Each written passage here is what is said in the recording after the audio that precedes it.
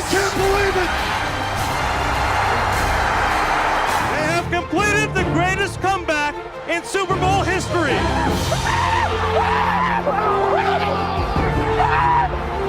It's another dynasty. They had 3 of 4 in the early 2000s. They've got 2 of 3.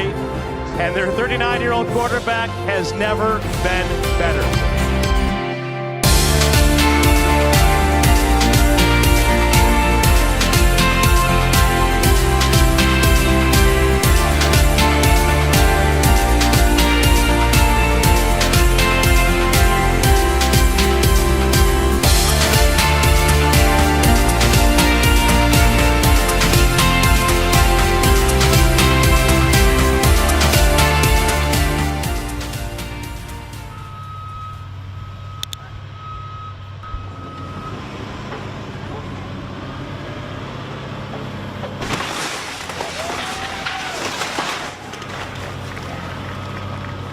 Good evening, and welcome to our program, Our Community in the Opioid Crisis.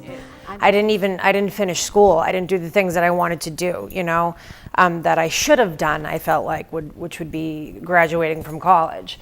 But not only that, but even more now, when I got into the opiates, it started changing me, like the person that I was. It started changing my attitude.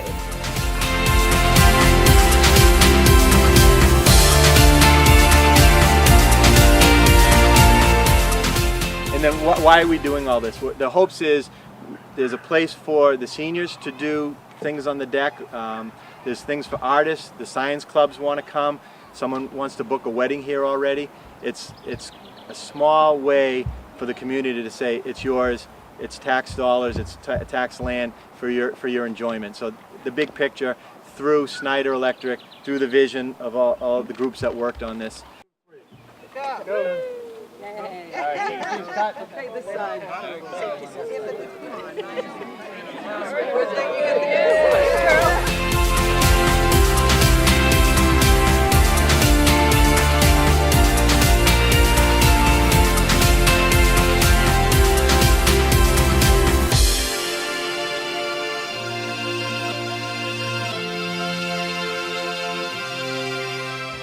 Hello, folks. Welcome to Foxborough Cable Access's coverage of the parade here at Founders Day 2017.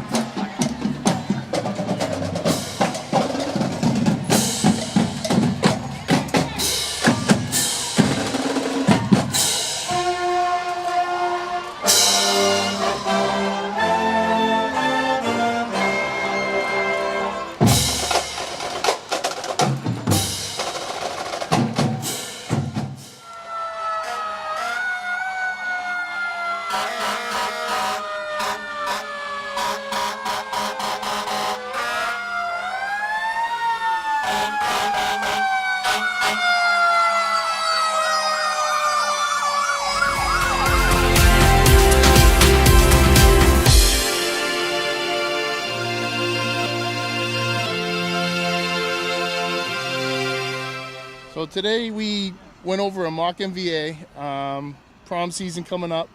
We talked about, showed how in reality what can actually happen if you get behind the wheel of someone who's been drinking. We had 2 that were injured, 1 DOA, and 1 who was arrested for being intoxicated. The reality of this is very real, and that's why we wanted to put it on for the kids in town here. Anything else to add?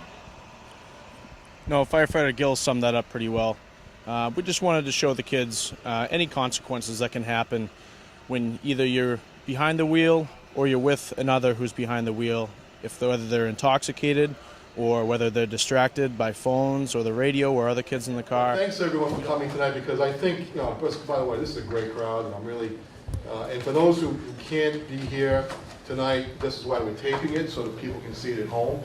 And I'm thankful and grateful for the work of the Foxborough Cable folks to be here tonight to tape this, because this is an important night for us as a town. This is something that I'm told has never really been done before. And so tonight's agenda is why are we here, or why did this meeting come about? What has been accomplished and what still needs to be accomplished?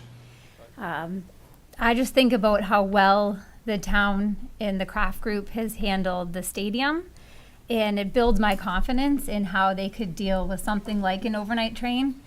And I will say, I'm a commuter. I appreciate a seat on the train right now. And I'm not always getting one. So the overburden lines, can use some help. That was a very good demonstration, by the way.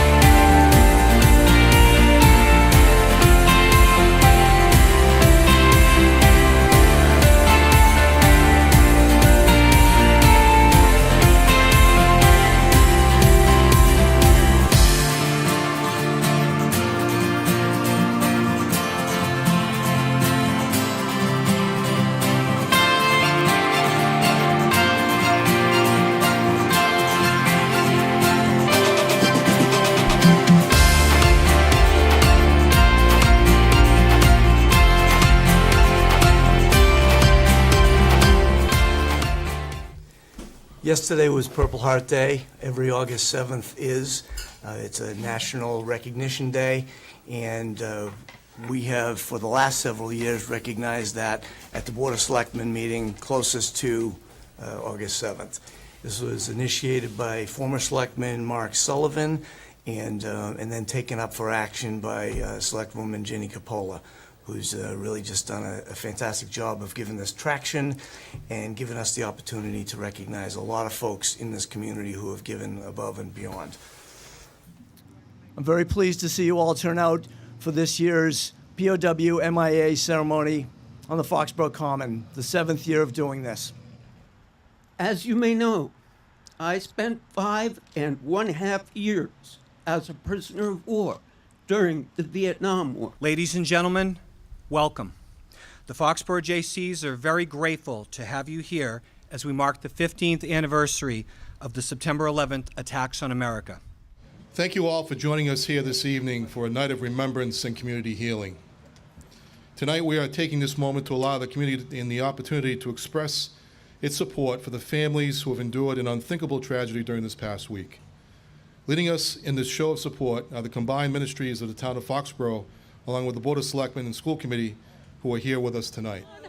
And hold you in the palm of his hand, and hold you in the palm of his hand.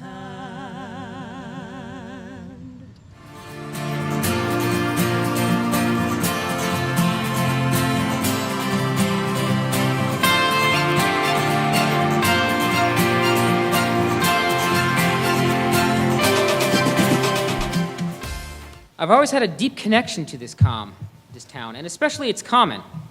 I mean, just this morning as I was driving up Central Street to go to the Commons restaurant, you could see that huge American flag flying over the common, and that beautiful sign that says Foxborough right on it. You know, no matter how long I've been away, no matter where I've been, when I come home and I see those flags and that sign and that common, I know I'm home.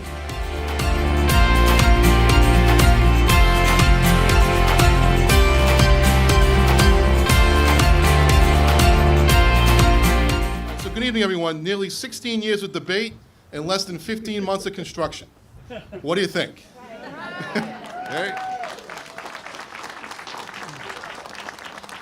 That's exactly how we felt when our reaction was when the final piece of construction was being put in place. This $7.4 million project was what was promised to this community, and that's what we have delivered. Construction of the new town hall began a little over 30 days after we received the approval of the funding from the special town meeting on February 23rd, 2016.